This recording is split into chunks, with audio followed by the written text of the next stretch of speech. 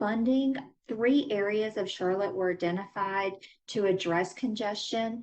Still Creek being one of those areas. So that funding is going to be spread out amongst these 3 focus areas.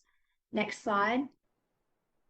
So the congestion mitigation funding, as we look to program this, we're really looking for some quick win type projects that really improve the traffic flow in these targeted areas. So it's all about small scale, quick win, get stuff on the ground so that we can make an impact today, where our traditional projects are much longer and larger scale, and we don't get the impacts as quickly as this program is really intending to get infrastructure on the ground. The types of projects that this program will do are things like add turn lanes, extend existing lanes, make new street connections, maybe install a traffic signal. So you're going to see a variety of the small scale projects as our goal. At the end of the day, it's all about enhancing our street network, providing more reliable travel times and additional options for travel. So this map shows you the 2 funded projects in the Still Creek area at this time. Next slide. So the first one that we'll go over is the Still Creek Road at Sam Neely intersection. This project will create a dedicated southbound right turn lane on Still Creek. Currently, that's a shared through right. So with the addition of that right turn lane, it's not only going to be more efficient for the right turning vehicles, but it's also going to help those through movements. It's currently in the planning phase, and we anticipate it going to construction spring 2023. Next slide. The second project on that map was the Still Creek Road at Shopton Road West intersection. There are going to be 2 major improvements at this intersection.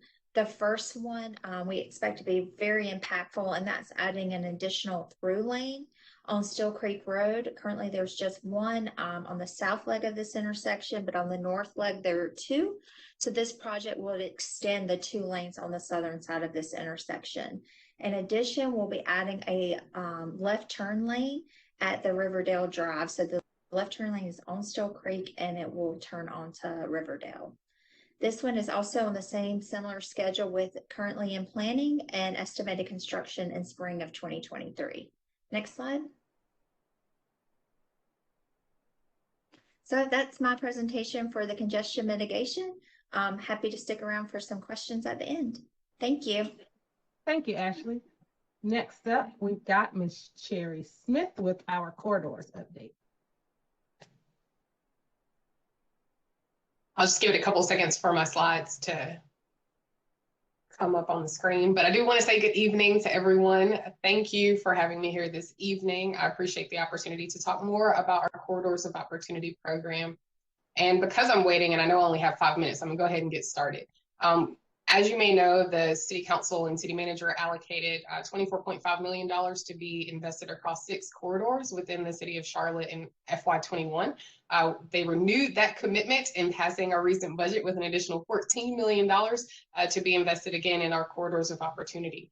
So we can see this as an all-in approach from the City of Charlotte. We are really looking at how can we invest in our corridors to support the growth of great communities, and doing it in a way that's very holistic and in partnership, not just within city departments, but also leveraging our stakeholders and those that have a vested interest in these corridors.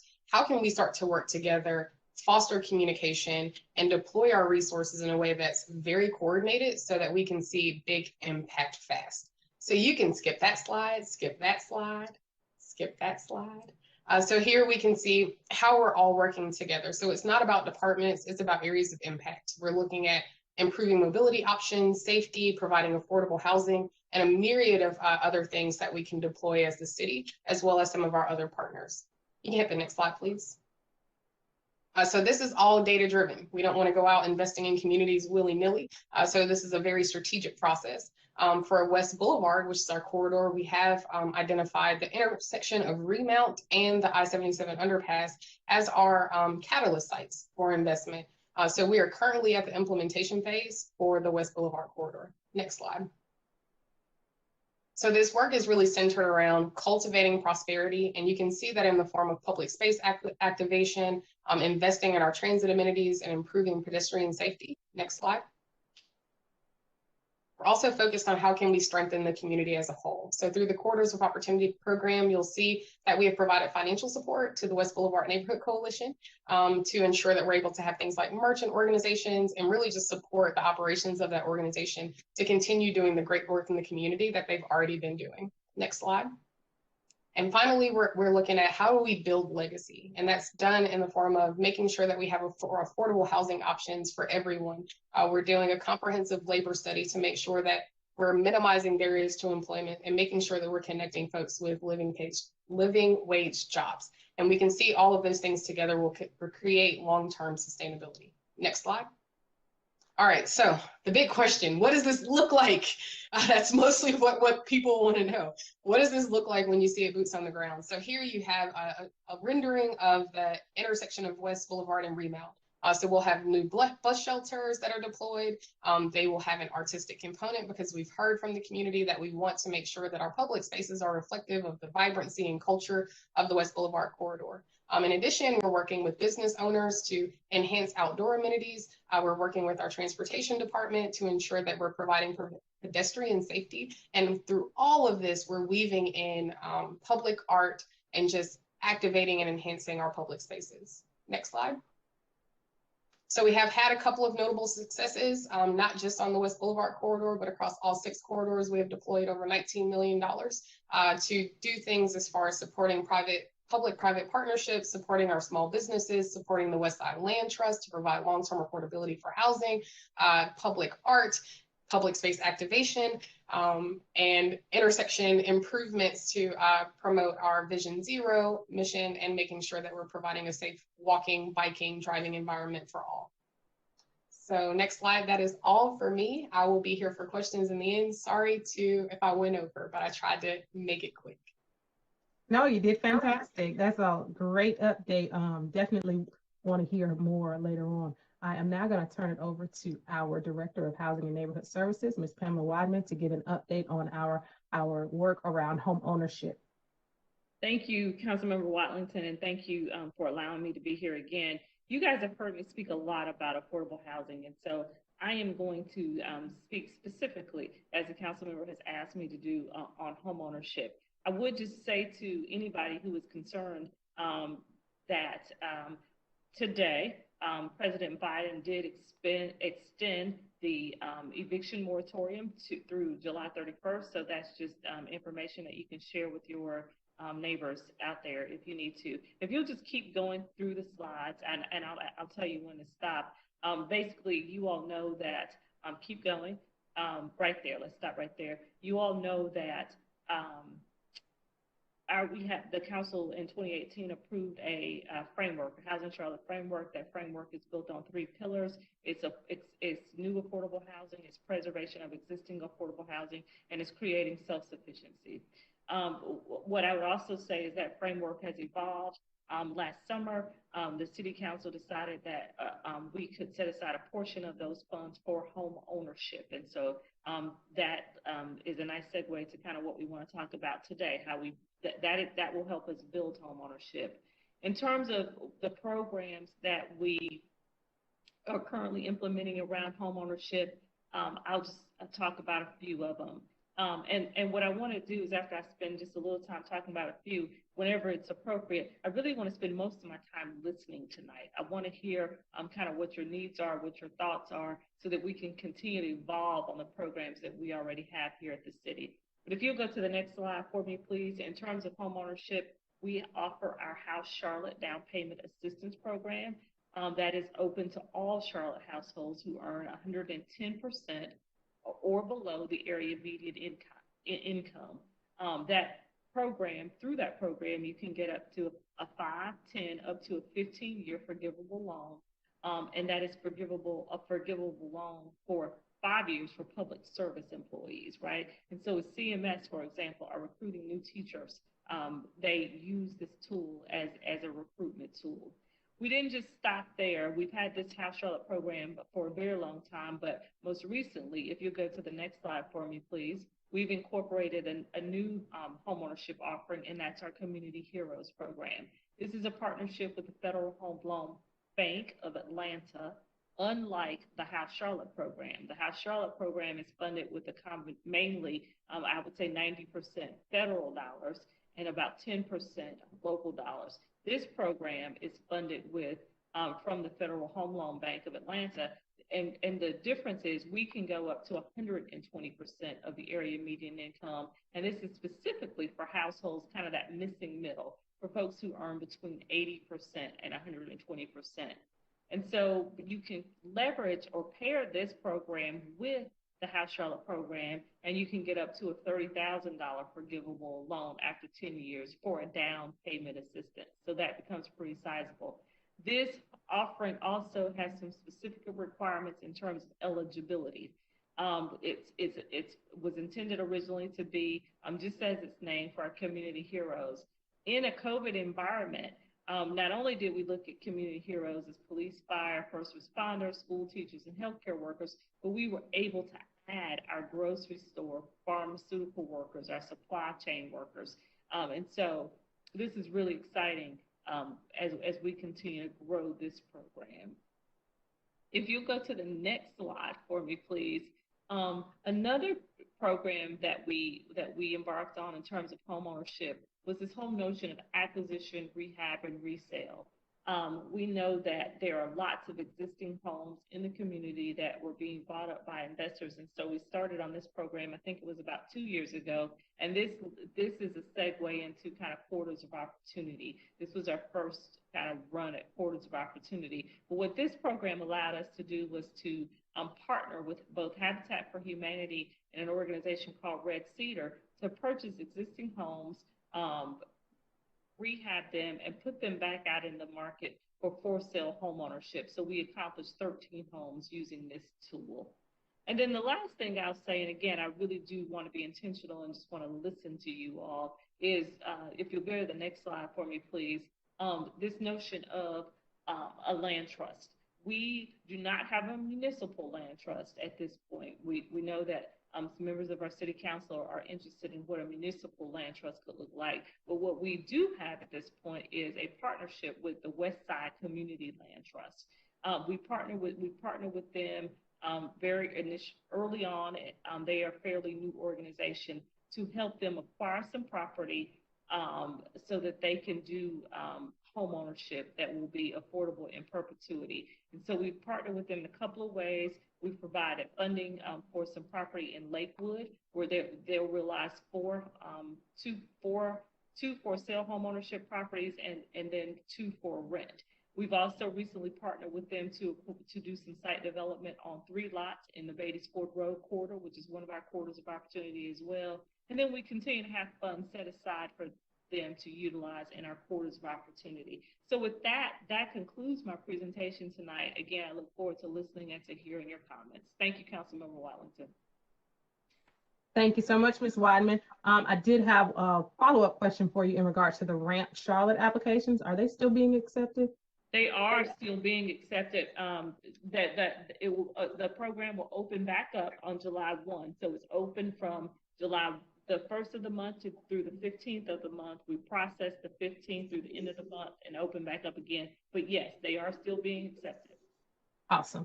And then Cherry, in regards to the playbook process, can you briefly name the corridors that the corridors of opportunity fall into, and how residents can get involved with that process, the playbook process?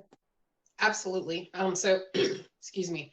Our 6 corridors of opportunity include Beatties Ford Road, West Boulevard, I-85 in Sugar Creek, North Tryon, North Graham, Freedom in Wilkinson, and the Central Albemarle corridor. So West Boulevard, after some very hard work, went through the playbook process, which requires a lot of community engagement, and you work hand in hand with communities, start to vision out, how do you see your community growing and thriving in the next 3 to 5 years?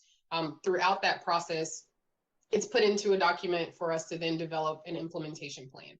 So that's the cool part about a playbook, is that you have a document that is living and breathing, that identifies what are those key things that need to be accomplished to realize this vision over the next 3 years, 5 years, and potentially 10 years if it's super duper long term. So West Boulevard has gone through that. Like I said, currently in implementation. We are starting in on a playbook process for I-85 and Sugar Creek, as well as the Central and Albemarle corridors. So there's actually a kickoff event for Central Albemarle on June the 29th, one at 12, one at 6. Feel free to log in for that. I'll make sure you have that information, Councilmember Wattlington, in case there's some folks that are interested in understanding how that process works a little more. After that process, we then have 2 remaining corridors that we'll need to work with to start identifying what are those key projects that we need to start to bring forward to really catalyze and kickstart investment in those areas. And that would be for the North Tryon, North Grand Street area, as well as the Freedom and Wilkinson area. So once we've completed the playbook process for I-85 and Sugar Creek and Central Albemarle, we would then move into either a design sprint playbook process for the remaining 2 corridors and start to move them down that continuum towards implementation as well. Quick follow-up question. You mentioned Freedom. Do we yet know how far down Freedom? I'm asking on behalf of our Northwest communities. Not yet. We have not identified. We use a very comprehensive approach. So we start to look at the data that we have, and that's demographic data, business data, lease rates, all of those wonderful things, in addition to saying, where has the city already invested heavily, right? Are there opportunities where we can start to invest in some of those gap areas that'll start to make connections along corridors? So we have not gotten to that process for Freedom, but I promise you, when we get there, it will be as thorough and comprehensive as it has been for all of our other corridors. Thank you, Cherry. I'm going to pivot to our panelists on the phone. We've got more questions coming in, but feel free, for those of you that are joining us here in this digital space, to jump in with questions. At this time, we're going to get community input and updates by our community leaders. And I'm going to start, if he's up to it, with Javier, or if Javier is not, I see Abdul is on the phone to speak on behalf of SCRA. So I'll turn it over to you all. All right, great. Thank you, Victoria. I want to thank you for inviting us to join you today. Hi, everyone. My name is Javier Lopez, and I'm the president of the Steel Creek Residents Association. We are not a homeowners association, but we are a group of involved and passionate community members here in Steel Creek. And with me today, I have my chairman of the Rezoning and Land Use Subcommittee, Abdul, and he was a panelist last go around as well. So I thought I'd take my turn. And Victoria, I don't know if you want me to keep speaking, or was it just an introduction at this point? Yeah, sure. And guys, this is super informal. I just want to make sure everybody had a designated opportunity to speak, but I don't want you to feel pressure to have to come up with something. But if you've got questions about anything that's already been presented, or there's something burning in the community, now's the time. That's all. Oh, great. Well, I was going to just thank you for including that update on the congestion mitigation. It's good to see that, you guys are working on that as well. And just one question would have been maybe with the Shopton West connection, or that left turn lane there, or the improvement to that intersection. I was just curious, with all the development that was going around, did we miss our opportunity to get the developers to help contribute to that at that time? That was at Steel Creek and Shopton Road West. There are no developer funds involved in that project. Doesn't mean the developer has not paid into some type of investment in the area. It's not, it's unfortunately, that would be a totally different division than the one I'm in. So I couldn't speak to it, but we could certainly follow up if you're interested in getting some more information about the investments made in the area by developers. We are working closely with them to see if there are opportunities for us to partner with the developers, whether it be, do they have something that's on their plans that we can piggyback on? Do they have work that's far out in the future that they're willing to do sooner if we partner with them? So we're exploring opportunities to work with developers. We haven't specifically selected one of those, but those conversations are happening. We recognize the opportunity to partner with them for sure. Great. Thank you, Ashley. I just recognize that in some cases we do see direct, agreement from some of the developers as they're going through the rezoning process. Right. For instance, here at at my corner of Youngblood and South Tryon, the Tryon Farms development, the apartment complex with the storage, they did, commit to intersection improvements there on Youngblood, and those went in direct, fast. And I was just curious if your projects had, maybe some other components or, contributions from multiple rezonings there in that vicinity. Not at this time, but I think that there's going to be opportunities to do that. And so we're trying to work with them to help us identify it. A lot of it has to do with the timing, as you alluded to. But we're always open to those. Great. Thank you. Victoria, outside of that, I did query my board before I came, and they said, of course, we could talk about 160, of course, the widening. We talk about, school congestion, but I think people get tired of hearing the same thing over and over. One thing we do want to recognize is that, CMPD had their crackdown on some of the street racing and the nuisance gatherings with the cars. And despite their big, kind of press release back in early May, I don't think anybody has seen any decrease actually. So I did want to give that feedback. Oh, yeah. Okay. Thank you for Since that. then. We'll definitely pass it along to CMPD. Abdul, did you have anything that you wanted to add, Abdul? I did not. Our president speaks for us. I love it. I love it. All right. Well, cool. Well, stick around and definitely join the conversation. Again, super informal. I'm going to turn it over to Miss Jordan Brooks, the Executive Director of the West Boulevard Neighborhood Coalition. And I see that Miss Robin Jones with Wingate Neighborhood Association, where she's been the president for some time, is also on. So feel free to tell us what's going on in this corridor. Absolutely. Hi, Councilmember Wattlington, and good evening, everybody. It's good to see you all. I did send some slides over to Josella. Not sure if they made it to you. But in the interest of time, if you got them, shoot them. Okay, perfect. Perfect. Thank you. So just again, to introduce myself, I'm Jordan Brooks Adams, Executive Director of the West Boulevard Neighborhood Coalition. And this is actually my first town hall that I've had the opportunity to join for District 3.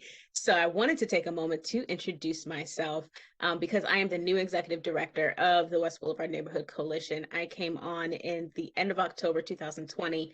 So we're inching towards the 1-year mark, but it's always a pleasure to see familiar faces and new faces in District 3.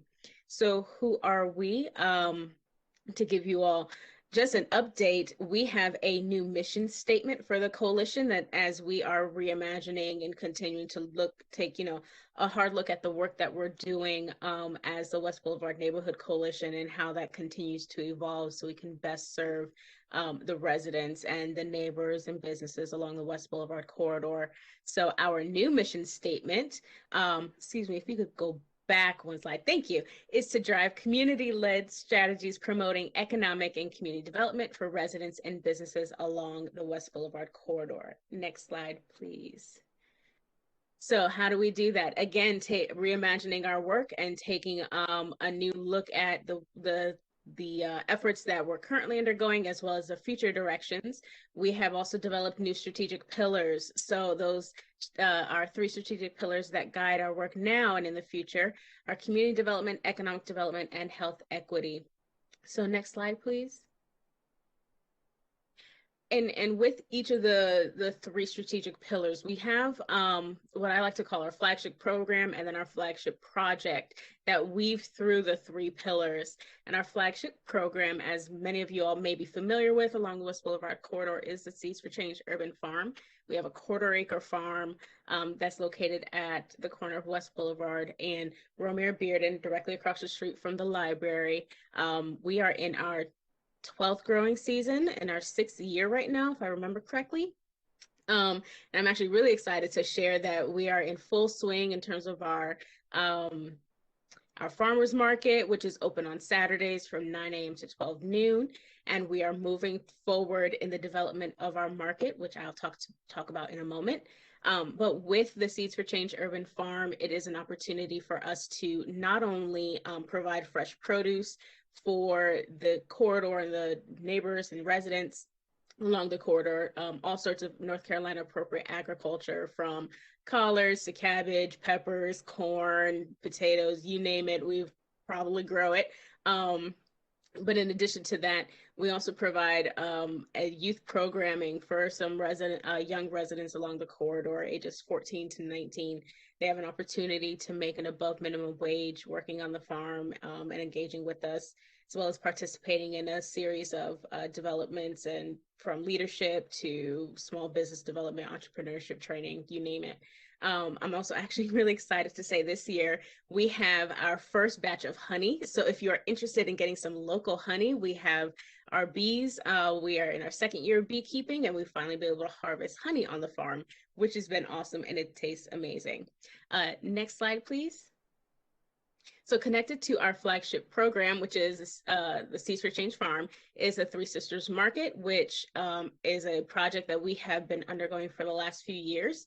And we are in partnership now with Mecklenburg County to get this project off the ground through a phase 1 pilot. We're really thankful for the support of Mecklenburg County, as well as the city of Charlotte, in providing funds for this phase 1 that we hope will be up and operational in the fall.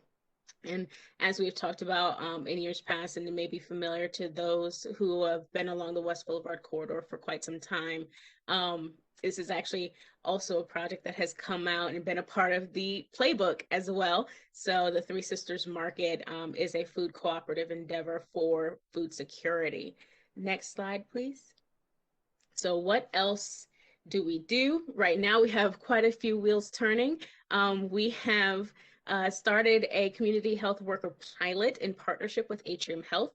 She is a resident of the West Boulevard corridor, so she is a community-based community health worker, which is a new venture for Atrium, and we're really excited to spearhead this project with Atrium. Additionally, continued support and advocacy and rezoning petitions. We've been able to successfully generate a community benefits agreement with the PACES Foundation in the rezoning petition 2020-197, which is a senior housing complex that's going to come up at West Boulevard and Elman. So really excited to be able to lift up the voices of community members in rezoning hearings and advocate for our community in those settings, as well as gain from the developers some much needed benefits that go back into the community. Additionally, we have been a founding member of the Charlotte Community Benefits Coalition itself, which has been a coalition of individuals, neighborhood associations, nonprofit organizations, and the like, all around Charlotte, who have been engaged in the 2040 plan process and making sure that community benefits in all shapes and sizes stay at the forefront of that work, and that there are very distinct equity measures in the development of the comprehensive plan. Additionally, we participate in the Charlotte Regional Transit Coalition, the continued ongoing work of the implementation of the West Boulevard Playbook, as well as every other month we host a corridor-wide meeting, which currently this year they are on Zoom, but we are hoping to move back into in-person soon. So stay tuned for that information. Next slide, please. To give you all an idea of our team, these are our board members. We have Ricky Hall, Brenda Campbell, Guy Cousins, Shaniqua Thomas, Beverly Clark, and Dr. Korsha Coleman. And we are a primarily volunteer-led organization. So while I am the executive director, I am the first and only full-time employee for the coalition right now. And I say right now because we are working and scaling up and continue to build our work. But so many of the things that I've talked to you about tonight have been volunteer-driven and volunteer-led. Next slide. And just to keep you all updated, coming soon, our next corridor-wide meeting, as I mentioned earlier, will be July 6th at 6 p.m. It's on Zoom. So email info@westblvdnc.org for information, or you can just visit our website, westblvdnc.org, for the Zoom information. And then join us for National Night Out on August 3rd at 6 p.m. at the Arbor Glen Outreach Center. We will be there and having an amazing time. And that is it for our updates. Thank you so much, Councilmember Wattlington. Thank you. You guys are on a roll. I'm excited. You've been here. It hasn't even been a year yet, and clearly you've been working. It's been a very busy year. Well, 8 months so far, but yes. Yes, we are so happy to have you. Thank you. It's a pleasure to be here. While we are on the corridor, the West Boulevard corridor, Ms. Jones, would you like to chime in? Is there anything in particular you wanted to share or any questions you had? Don't see her on the chat here. So, okay, I'm going to move on to Mr. Joey Cortez, who is representing Southwest Area Neighborhoods, otherwise known as SWAN.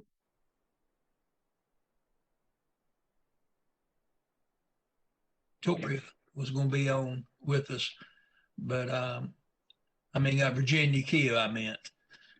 Anyway, I'm the president of McDowell Farms Neighborhood Association. And we have collaborated in the past with SWAN, so that's how I know Virginia. Right now, we do have some concerns about, what's going on in the back of our neighborhood, having to do, I guess, with Parks and Recs and Greenway, and also the flood zone in our neighborhood. I saw somewhere on this presentation tonight about under implementation tools about the floodplain regulations, and I'm not sure what that is. We're concerned about apartments being built on those nice lots that we have now in our neighborhood. Can anybody from staff speak to that?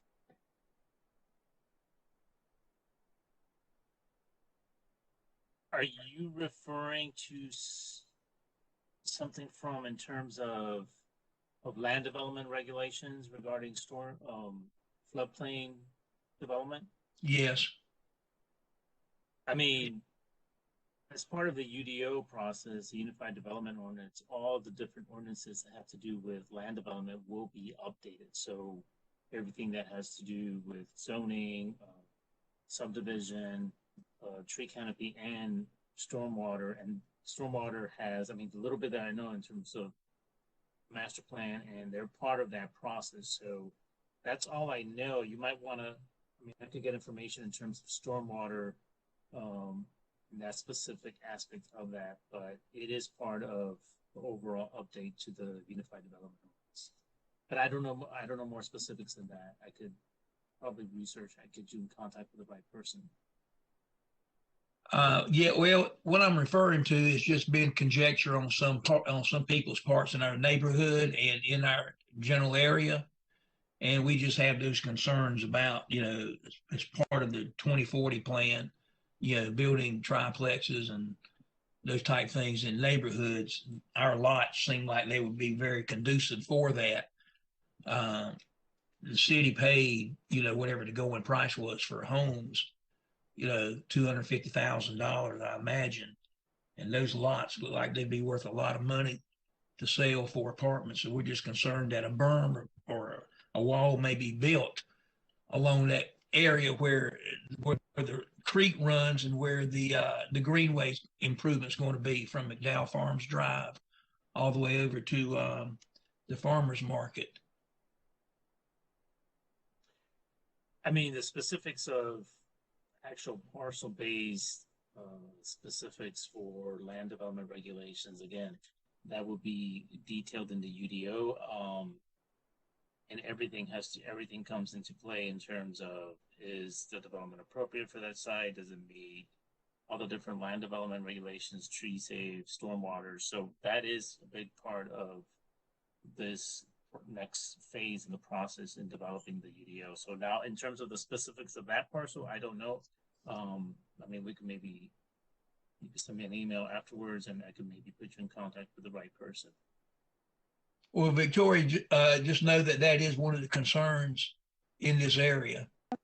Definitely. If you don't mind just shooting that over, and if you don't know Alberto's, of course, you got my email, and we'll run it down. Okay. I wanted to just end here. And Victoria, you were also in an email that we received talking about doing thorough survey of this area and talking about anti-displacement and overlay and place types. Just not sure about, what you're speaking of. I mean, it's new lingo for me. Yeah, sure. And I don't know, Alberto, if you can speak a little bit more to that. As part of the 2040 plan, we included the commissioning of an anti-displacement stakeholder group. And we are definitely looking for leaders all across the community, particularly in neighborhoods like yours that are certainly going to be impacted. We want to make sure that you've got representation. So if you are interested, or anyone in McDowell Farms or any of your nearby neighborhoods that would be interested in serving on that anti-displacement stakeholder group, please let me know. But part of the upcoming land use suitability analysis, they're going to be looking parcel by parcel at where it makes sense to increase density. Alberto, I don't know if you've got more information about the specific next steps from here in regards to displacement and also in regards to the suitability and other feasibility analyses. I mean, I think you captured most of it. In terms of the next steps of the land use suitability, that is part of the place type mapping process. So the first step is mapping the existing place types, like what's there now. The next step is to start doing like the future place type, like what should it develop as? And as part of that process will be that economic analysis, that land use suitability study that council member mentioned, and that will be conducted through, we have a sub-consultant working on that, but that is part of the process, and that will happen towards the end of the summer, towards the fall. And in terms of all the different commissions that were recommended, there is a pretty long to-do list in terms of all those commissions, but that is part of the implementation of the plan. Do we yet know, Alberto, what the timing is and we can start to see some details show up? I don't know that yet in terms of the specifics of the commissions. Mm-hmm. And yeah, I don't know that yet, but I could find out. Okay, thank you. Next up, I'm sorry, Joy, was that everything that you had? Yes, ma'am. Thank you. Okay. Next up, we've got Mr. Sam Smith Jr. from the Northwest Community Alliance and also representing Unite Charlotte. So thank you, Councilwoman Wattlington, for putting this together. Good evening, everyone. Sam Smith Jr. with the Northwest Community Alliance. Because I have 5 minutes and I have 2 things to share, I'll try to be as quick as possible. The Northwest Community Alliance is a group of different neighborhoods on the northwest side of Charlotte.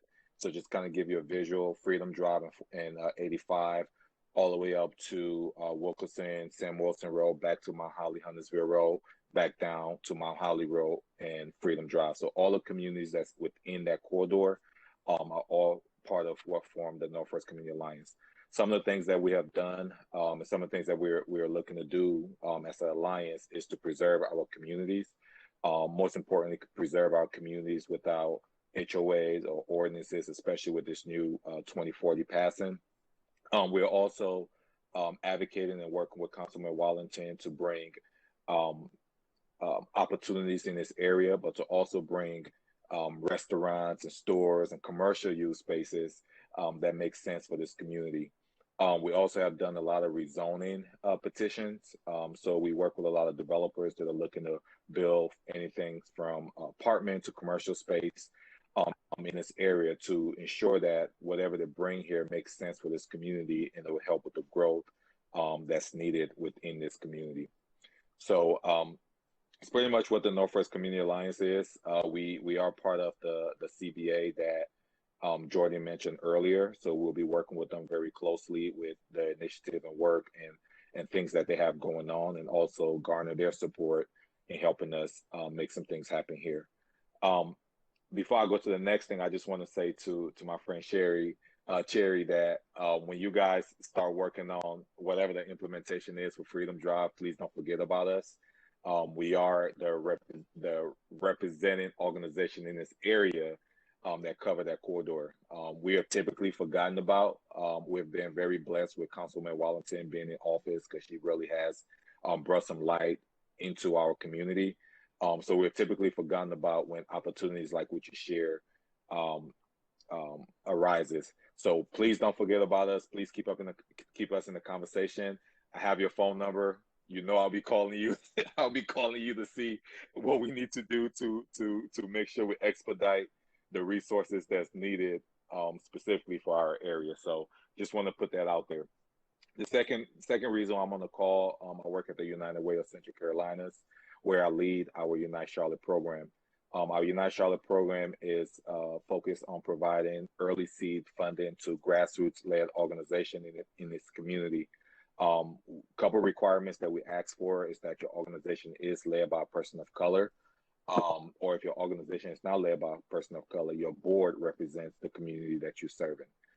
We do ask that your organization work is focused around economic mobility, and everything you do within your work is rooted through a racial equity lens. Our grant process do open on August 2nd. We have 3 phases on how we fund agencies. First year grantees get up to $25,000. Those grantees also participate in the Duke University Nonprofit Management Program. Our second year grantees get up to $40,000, and the United Way add an additional $10,000 to each of those grantees to go through an executive coach. And our third year grantees get up to $60,000. And we don't know what that capacity building piece is yet for that specific group of grantees. We do have an information session coming up, and that will happen on June 30th, so next Wednesday.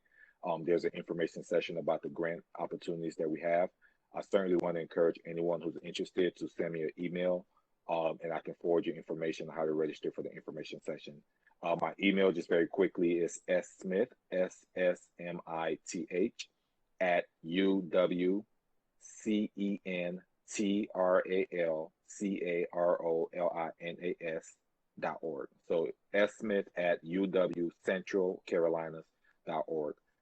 If you have a grassroots-led organization, even if it's not led by a person of color, I will welcome the opportunity to learn about your program and see if there are any other resources or funders within the community that I can direct you to. But highly encourage you to apply if you are a grassroots-led organization in this community. You can go on the United Way's website, United Ways of Central Carolinas website to get more information. Thank you, Councilwoman Wattlington. Thank you so much, Sam, and thank you for the work that you all do out in our Northwest communities. Next up, I've got Ms. Deborah Wilson representing British Woods community.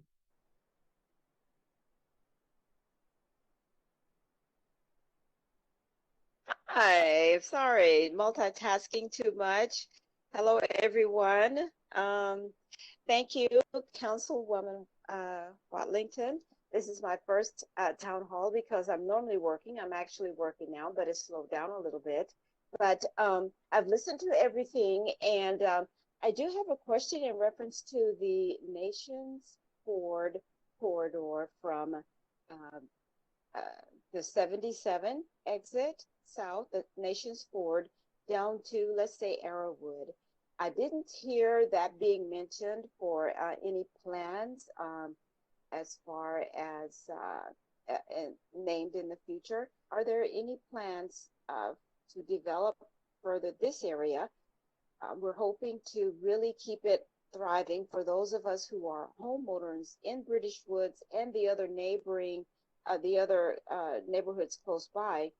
We have several homeowners who are hoping to age in place, if you will.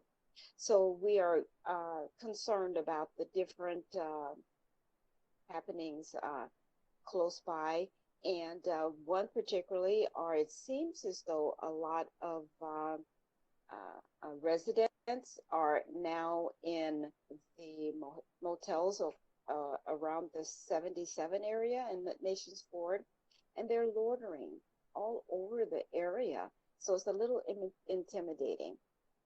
And that's my only question. Thank you.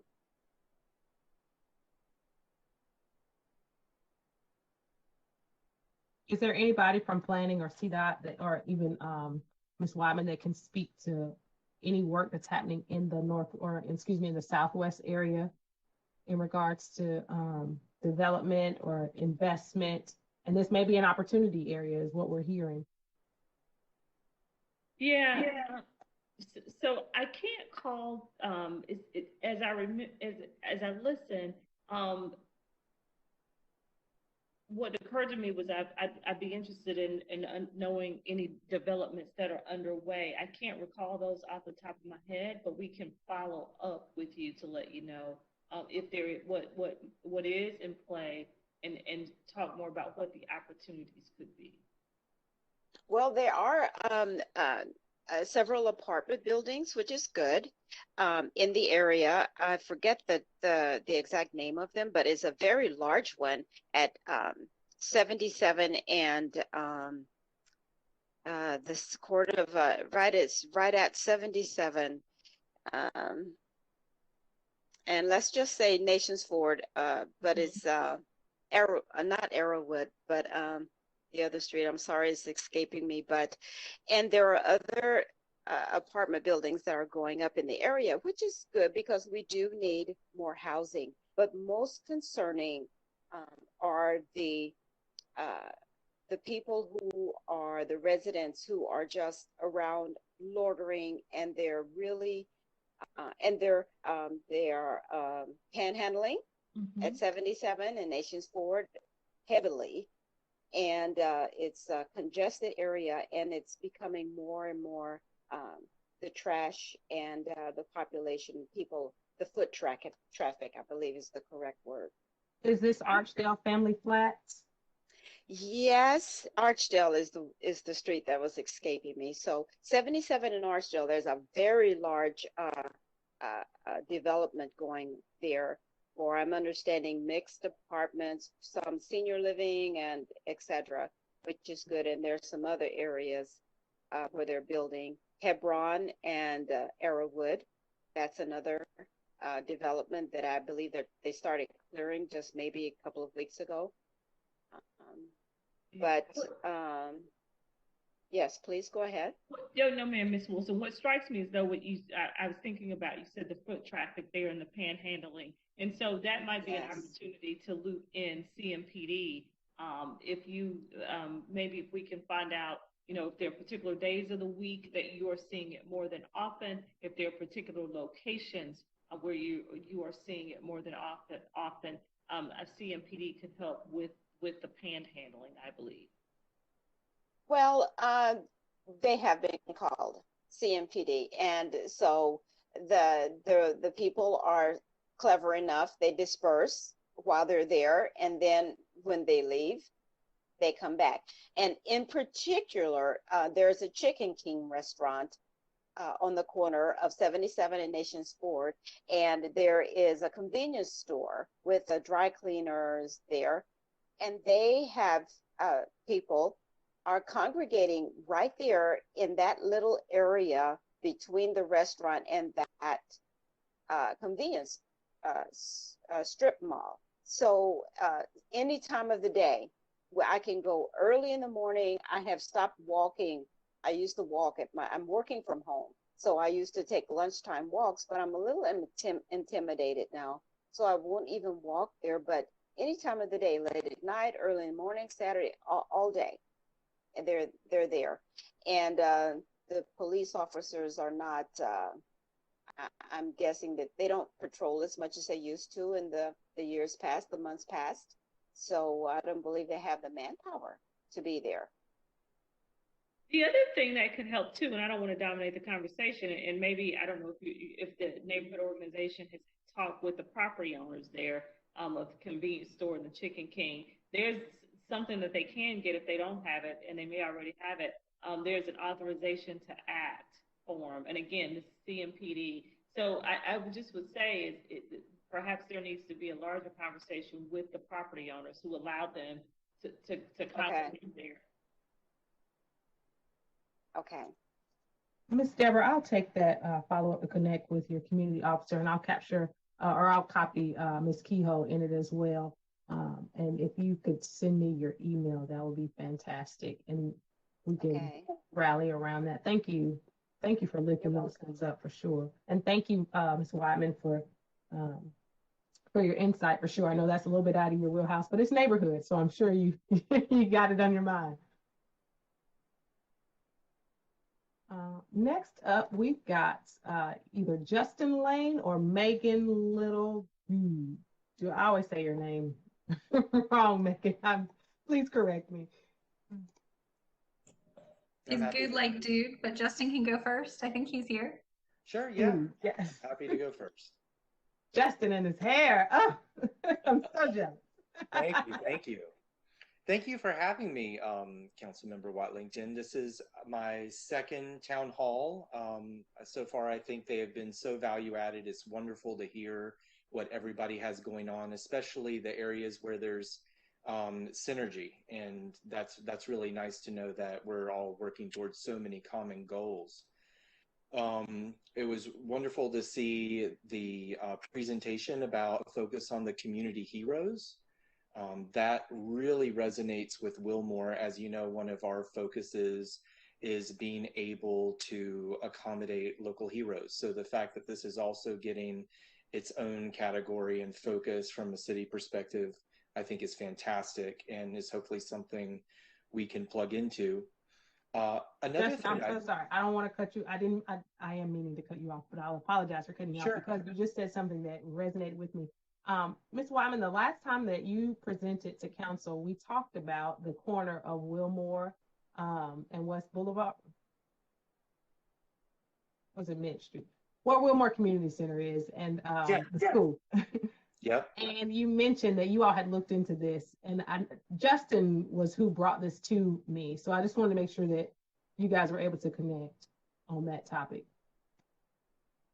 Oh, I think we were talking about, and correct me if I'm wrong, I think the question was, could there be some affordable housing development done on the site of the old Wilmore School? Is that correct? Yeah, and if you want me to jump in there, Ms. Wattlington, I will.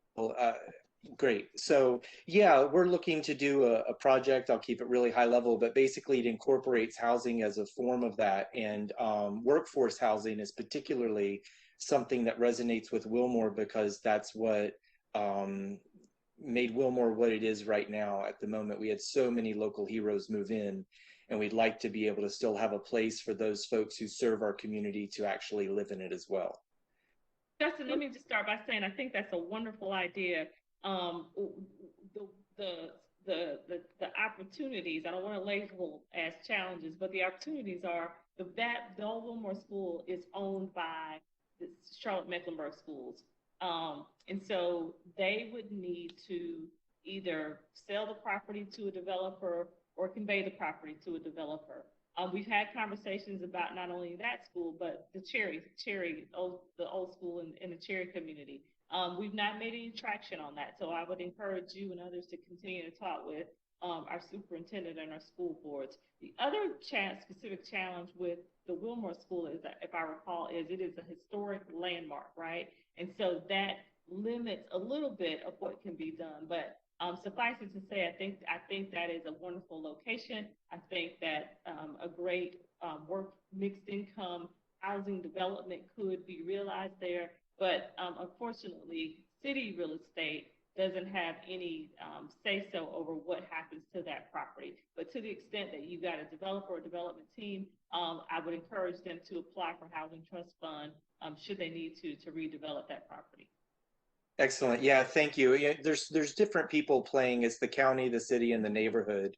And it's just a really special intersection because we have the Wilmore Community Center, we have the land behind that Wilmore Neighborhood Association owns, we have the historic Wilmore School. So we've actually already invested in an entire plan that we've presented previously. I know we have new leadership in place, and we've brought it to Councilmember Wattlington's attention, and Chad Martin and Neighborhood Services and other. And so there's lots of folks that find it very favorable. It ticks a lot of the right boxes, a lot of the priorities that we're all focusing on. So it's a matter of being able to work together so we can all make it happen.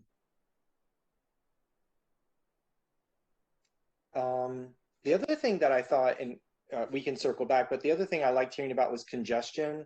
I did want to forecast that something Wilmore has been and will be worrying about again is there's been so many wonderful things that have occurred from a congestion perspective with the corridor studies and traffic calming and all of that.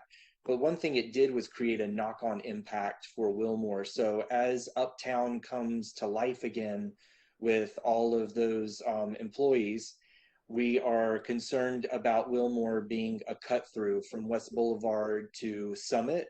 We have had people going 50 miles an hour on the straightaway roads, and need to partner with CDOT again about how we protect Wilmore from the amazing things that were done with the calming efforts, but understanding the neighborhood now serves as a place for them to try to cut through. And we've had some scary instances. So from a congestion perspective, that caught my eye, and I wanted to bring that up as forecasting an issue that's going to present itself again.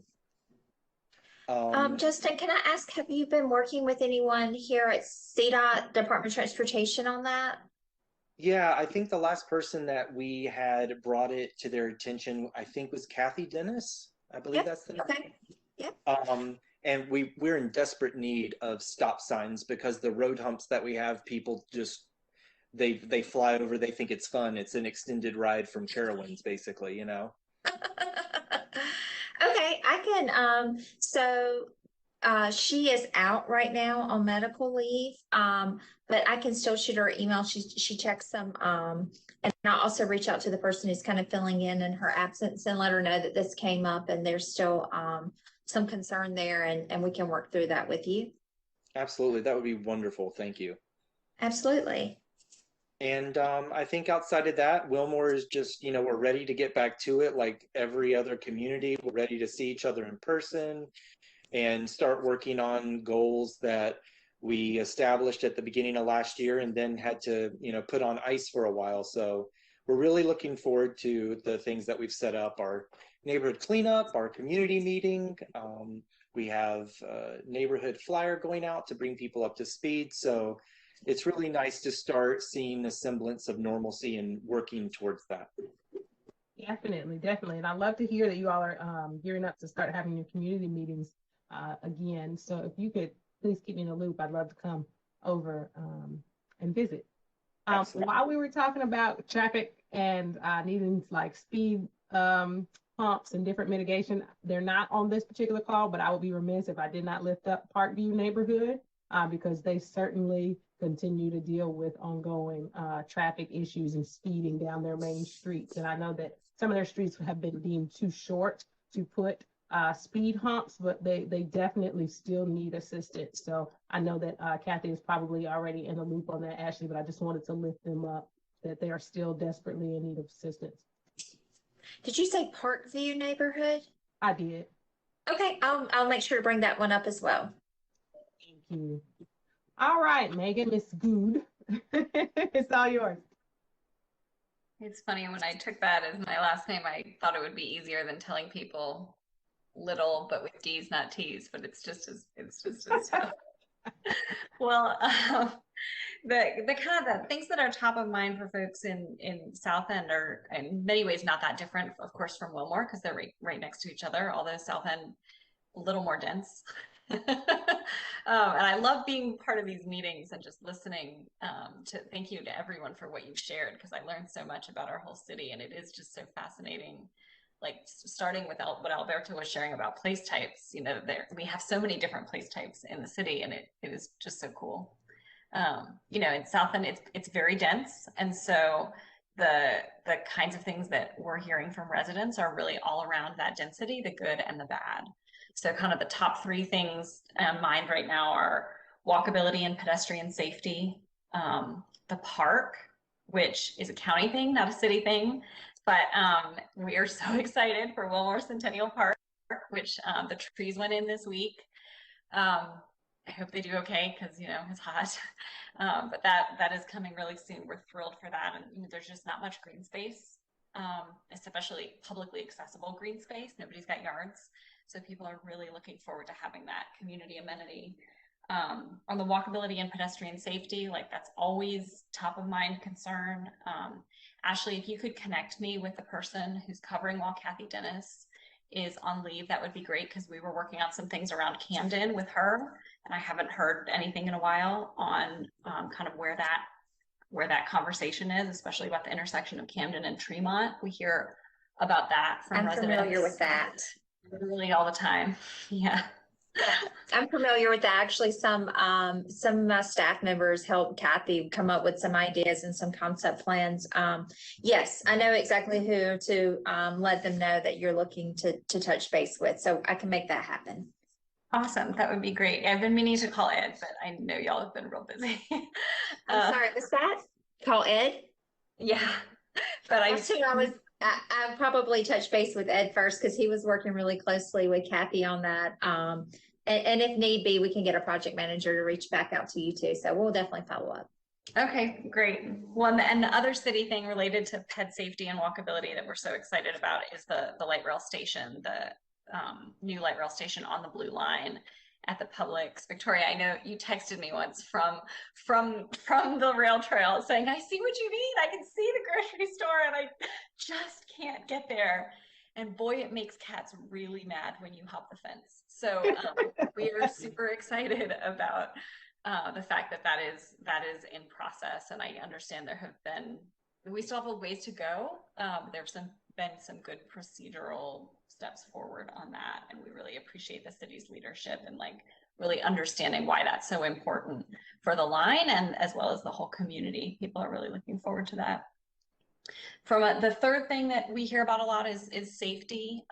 Pedestrian safety always first. CMPD knows and is really good about when they can focusing on some of the motorist violations, but speeding always an issue. There have over the years been several fatalities where drivers are not paying attention and hit pedestrians who are crossing the street in a couple locations, but it's in an area where you feel like you should be safe because there are so many places to walk to and crosswalks. So that's always top of mind. Over the past year, there are car break-ins and apartment parking decks literally every week. CMPD is on it, but that's kind of a continual issue. And over the past year, there have been a lot of smash and grab break-ins at small businesses too. And that particularly in the year we had for retail small businesses was just really heartbreaking every time, even if they didn't get anything, even if the business owner had emptied the cash drawer, to have to, in a terrible year where to have to, pay the deductible for your broken window or whatever was tough. So CMPD have been great partners. Officer Davies has been very much in our hearts and our thoughts. He's our community officer, and he was injured on duty a couple of weeks ago. So I think he's back this week, but just a shout out to him because we love him and they're all really wonderful partners. Thank you so much. I appreciate that. At this point, y'all, if there are any, it's open for questions, open for panel discussion. We'll just give it a couple of minutes. It could be anything you want to talk about or something you heard or something that you forgot to speak on. Doesn't have to be something that we covered today, but this is your time. So we'll give it a little bit and see if there's anything else on your hearts. I just wanted to take a moment to publicly thank Megan for all of her support and partnership with the Wilmore neighborhood.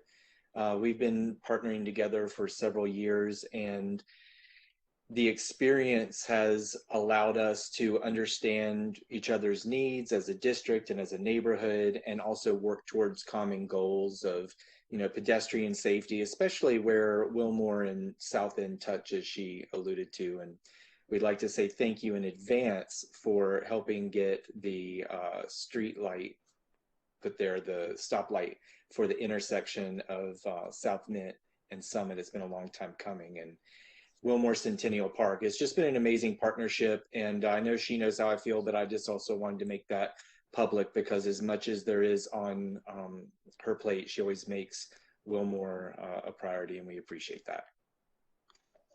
Aww. Teamwork makes the dream work.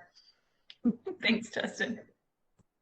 To that end, was there anything that some of the neighborhoods who are on that maybe earlier in their journey or maybe structured a little bit differently than Center City Partners or South End Partners, was there anything that you all might want to ask about? Specifically, when I say that, I noticed that Sam and Jordan both mentioned some of the work that have been going on in regards to partnering with developers on rezonings to do things like getting land conveyed to the land trust, making sure that traffic and infrastructure made sense in concert with other projects that were going on. I know obviously that that Javier and Abdul, who's the zoning committee chair of the Still Creek Resident Association, have been longtime partners with the city and in the community, making sure that developers know what the needs are for the community in early stages. And I just wanted to, if you could talk a little bit about the process, Abdul, that would be fantastic, because as the other communities are getting on board and really, as we think about community benefits, I think you all have really been a model for negotiating for community benefits when it comes to rezonings. Don't catch me off guard or anything. Don't act like you don't do this in your sleep. Oh man, sure. So I mean, we really. So I'm a little anal when it comes to organizations. So that's kind of where a lot of that comes from. There really isn't anything in particular that we do that's extraordinary. We just like to make sure that one, I take. I'm adamant about taking notes from all communications, because I don't like to waste a lot of time. And when you don't take those notes and capture that information, people ask the same questions and talk about the same things over and over and over and over. All right. So for that, anytime that I have something where it concerns a particular developer, all of that stuff goes up into I use OneNote a lot, and as a matter of fact, I can just pull up something. I don't think there's anything that's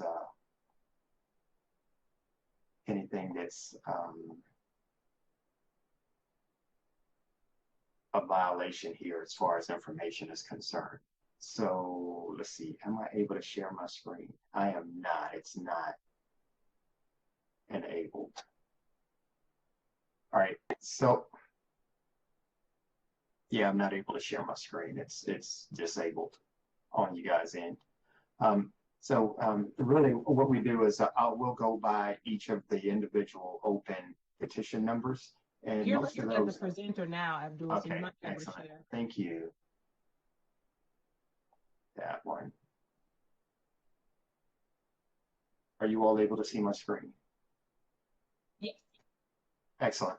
All right, so and of course you can see over here it goes month by month for each one of our meetings. And what I try to do is at the top, because I noticed this was one of the things that actually came up a lot, right? Any decisions that have been made by the association, that's captured right up here at top. So don't come into the meeting asking about something that we've talked about 20 times already, right? And the outside of that, when it comes to the agenda, and this is actually the agenda for the upcoming meeting for 7/13, I just list out the people who are going to be presenting, what it is that they're presenting, who they're representing, and then what they're asking for. All right. How early in the petition process do you all hear from developers, and how do you know who needs to be at your meeting? So that's a very, very good question. The reason that some of these are blank is because they've engaged us prior to the petition process. So a lot of these developers have worked with us enough already that they kind of know it behooves them to get us involved before they even file the petition, to see how much resistance they're going to get, right? And we are relentless, right? If we don't agree or if we oppose that project, we're going to see that it doesn't go through, right? And as of 2020, there has yet to be, like, one of the things that we don't like is a lot of multifamily homes, right? So in all of 2020, not one was approved by city council in the area. And that's because we engaged with the developer, we stayed engaged with the developers, and if they didn't make the changes that were necessary, I mean, Councilmember Wattlington, she's going to go with her constituents, right? If we don't want it, she's going to oppose it. You see this in red right here, and that's why it's in red, because we opposed this back in November, and I just got the communication here this past week that they've pulled that petition. Now that petition stayed out there obviously since, mid 2020, right? But they finally got the message and said, forget it, it's not worth it. All right, we'll go with the buy right bill. So with that, I mean, a lot of the attorney's offices represent a lot of these developers, right? I mean, the same, because you can see these two right here are done by the same office, or they all have the same representation. So hence the reason that these they present to us and they haven't even filed yet, because they want to make sure that it's going to be something that's conducive to our needs and the type of properties that we want, whether it's a business or whether it's industrial or whether it's what have you, still. And then for each one of those, when each one of them speaks, like this particular petition right here, as we go through, I take the notes. So anything that they say, I put them in there. Let me go back to our one that's further back that might have a little bit more meat in it, to this level of detail, right? We're asking, we have basic questions that we're going to ask every single time, right? Timeline, zoning, price point, what are you targeting? They want townhomes, not gonna happen. What's the square, we want the floor plans. Even if it's something we know we're going to oppose, we still get all of the information around it so that when we actually submit a letter of either support or opposition, that we're able to not just say we don't want it, but why we don't want it, what the negative impacts are or what the positive impacts will be. So I don't know that, I mean, unless you guys have specific questions, I don't know that there's much more I can share that probably won't confuse you, but feel free to reach out if you have any questions or if I can help you with anything at all. The Residents Association, we try to do what we can for everyone. So, I mean, if there are any questions, please ask. If not, I'll shut up. I could add something just because council member, you asked how soon do developers get involved? As soon as we have a pre-submittal meeting, so this is like developers speculating of whether or not they could do something, and it's in Steel Creek and we see it's inconsistent, we tell them the first thing you have to do is contact the Steel Creek Residents Association and just take it from there. If we see it from the very beginning, like, oh, this is not going to pass mustard, it's like contact them. And so, I mean, and it's just, and like you said, the attorneys know it. Like, the attorneys that regularly do this, they know it. They know that they have to work through this group to get anything approved. Yeah, I mean, these guys here, they reached out a month in advance, right?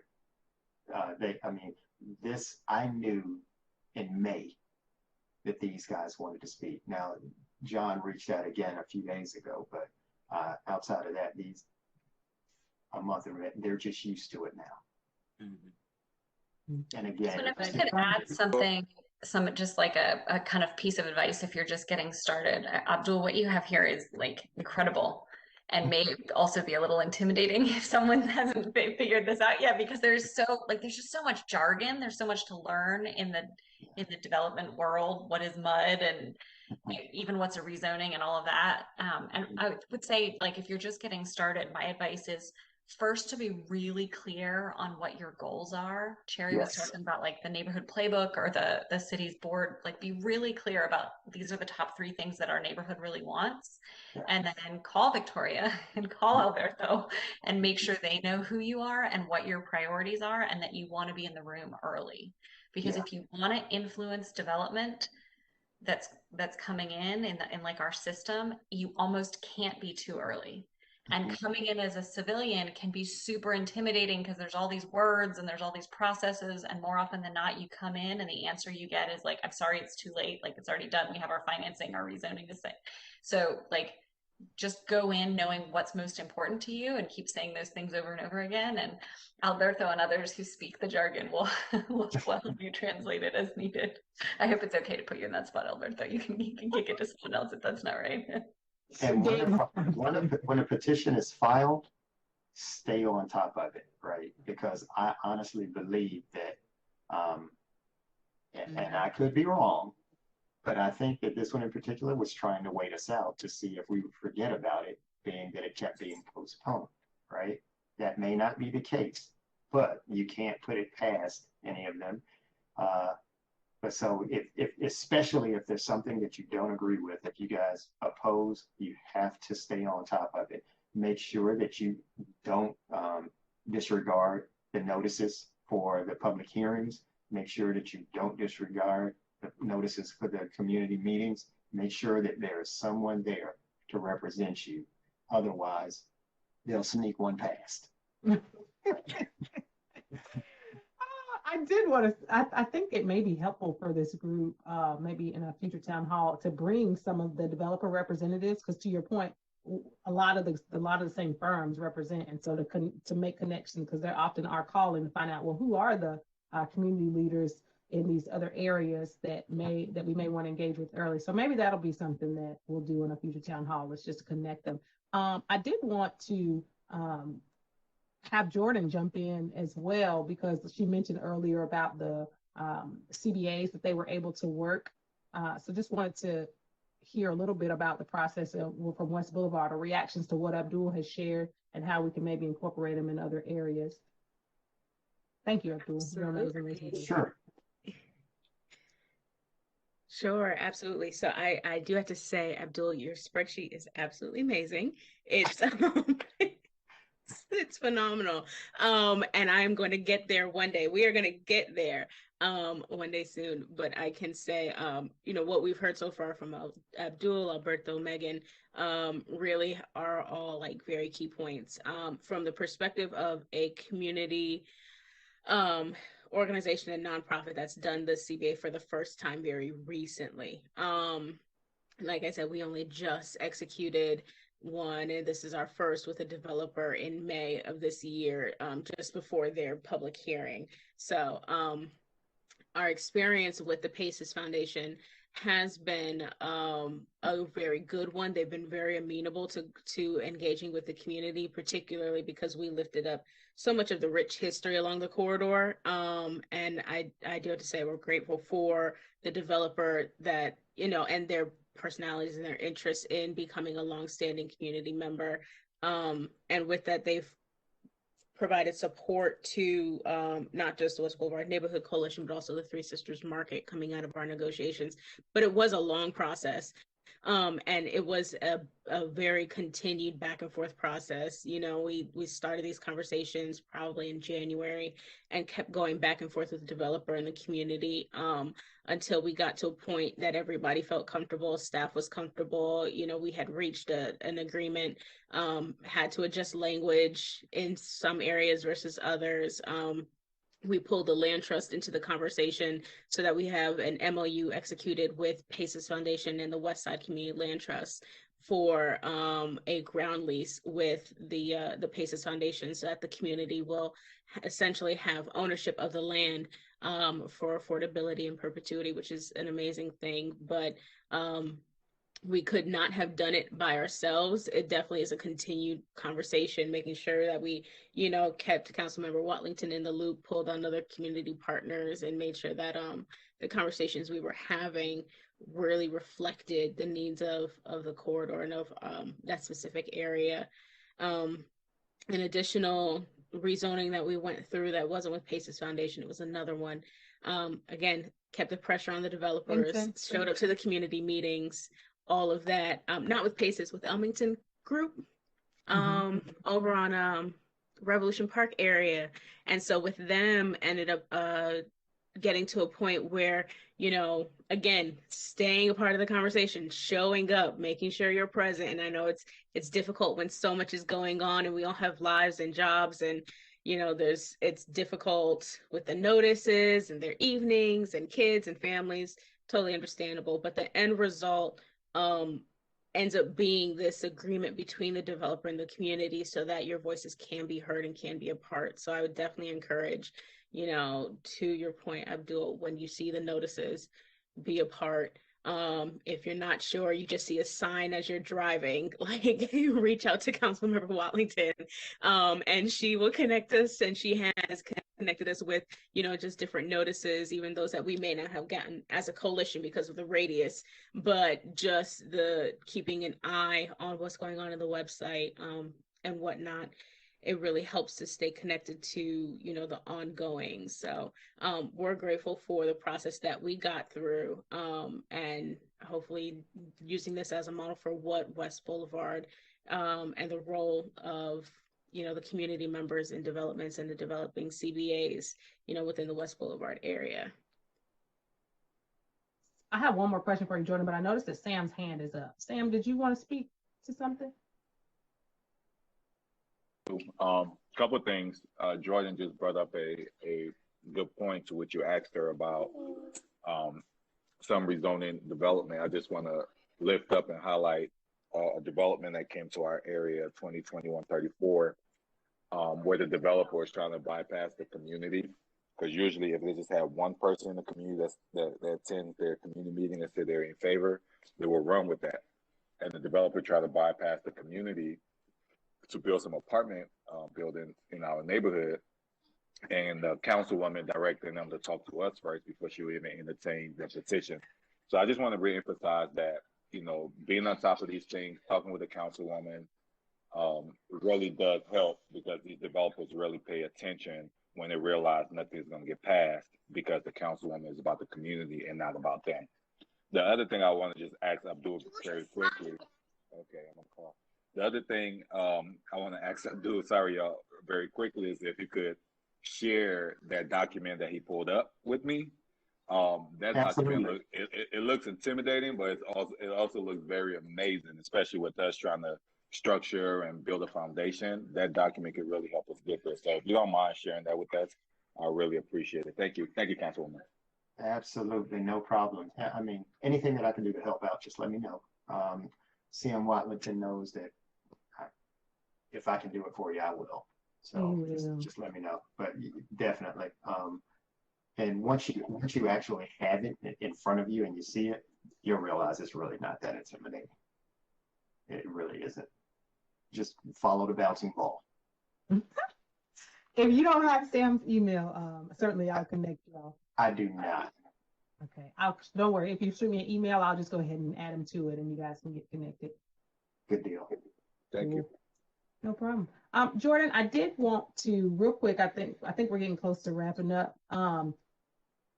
We talked about CBAs as it relates to rezoning, but I also know there's some conversation going on with the Community Benefits Coalition about other ways to initiate these processes. I didn't know if you had any thoughts or anything, or if anybody else has ideas about, certainly Megan, I'm sure you've probably done a lot of work in regards to negotiations or conversations with community and the development community. So if there are other ways outside of the rezoning process to keep that conversation going so that development can be tailored to the community's needs, that would certainly be something I wanted to lift up in this space.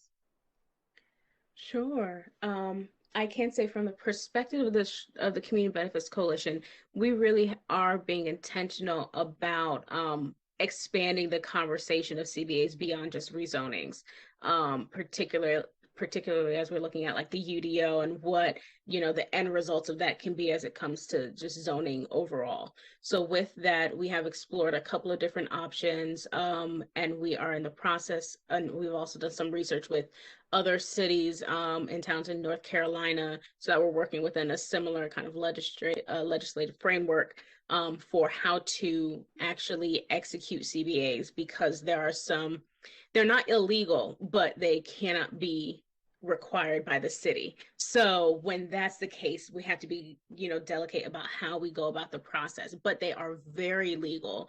And that is something that I want to make sure that we say over and over again. The legality is not a question. What we have considered is looking and presenting a model that's similar to Asheville in what they do, where they have a public benefits table. So in order to streamline the development process, it particular to their hotel district, in order to streamline hotel developments. Developers have the option to essentially create or to pick and choose out of a menu of options that will lean into a scorecard.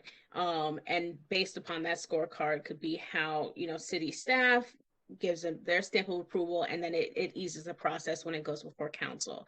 So that is a concept that we are considering bringing to Charlotte. And again, it's not going to be a hotel district, but we're looking at, the transit overlay district. We're looking at quarters of opportunity. So what are some of the other, overlay districts that we can create similarly functioning public benefits tables or community benefits tables, because we do want to have not just the funds that go into these pools, but also the menu of options for, whether or not you're going to develop a playground or other community benefits. So we have been exploring that concept and doing the footwork and preparing our version of a table that we can bring to City Council, as well as working on the Anti-Displacement Stakeholder Commission, which is a big part of the Community Benefits Coalition, and making sure that city voices and community voices are represented to combat displacement. So that's really where we stand right now, since the comp plan has been passed and it's been adopted. So now we're moving into the next step of what do CBAs look like beyond rezoning, and what templates can we use that lean into the existing structure of the city, so that we can have these resources available for developers to be easily identifiable and kind of easily executed to some degree, so that the community gets what they need and the developers get what they want. Thank you. Last question as we wrap here. One quick thing. Ms. Wyman, are you still on the phone? Okay, she may have had to step away. So I will hold that question. We did have one about housing location framework and when that would be updated again, but it looks like I will have to catch her after this. But with that then, thank you all so much for joining. Thank you, staff. Thank you, community leaders and organization leaders, for being a part of our town hall, our second community conversation. We will be posting the materials for reference if you are watching. So if there's anything that I can do for you, I've got my to-do list based on some of the feedback that I heard today. So be looking out for correspondence in regards to that. But other than that, I am out. Oh, I see Ms. Wyman. Go ahead. No, I just wanted to answer if you had a question. It's up to you. Oh, yes. Later or... Yep, sure. So, the location policy, the housing locational policy, how often is that updated and when is it next coming up? That's the question. So there is not a scheduled update. City Council, I think, approved those in its guidelines. And so we're approved those guidelines. I believe it was in 2020. No, it was 2019. Nothing happened. Well, we didn't approve those. It was in 2019, but we, yes. And so there are guidelines. And so there is no scheduled update at this point. Got it. Thank you. Well, we will see you all next time. Again, thanks for joining. If you need me, I can be reached at victoria.wattlington@charlottenc.gov. See you soon.